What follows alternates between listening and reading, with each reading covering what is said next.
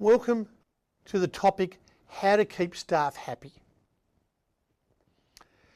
But I'll give you some ideas as what I've found over my last 35 years of practice. And always happy to hear other people's thoughts on it as well. Firstly,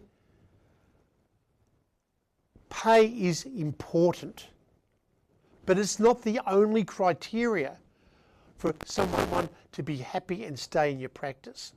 But it is definitely something that you need to consider and make sure that you're paying above what other people are paying. But you don't have to be $50,000 a year more, but you should be above what other people are paying. In these economic times, our staff are finding it very difficult, and $1 or $2 an hour can make a big difference to their life, or at least to their perception. And it's really important that staff who have been in your practice for a long time are earning more than somebody who just comes into your practice from somewhere else, even if they've got experience, because that is what undermines staff. Most of it's to do with how they compare to other staff members. The other part, and I think I've been very lucky, is I've had many staff members who've been with me for over 10 years, some over 20 years. Robin's been with me now 19 years. And you have to look after them, but in different ways. And to me, it's education, teaching them more, giving them responsibilities that they really enjoy, not mundane tasks, and sense of accomplishment. And I think that's really important. And then what we do in our practice and in our business office, which I feel has been wonderful, is we make sure we have 4 social functions a year. Now, everybody does the end of year Christmas party. So that doesn't differentiate you from anybody else. But the other 3 can.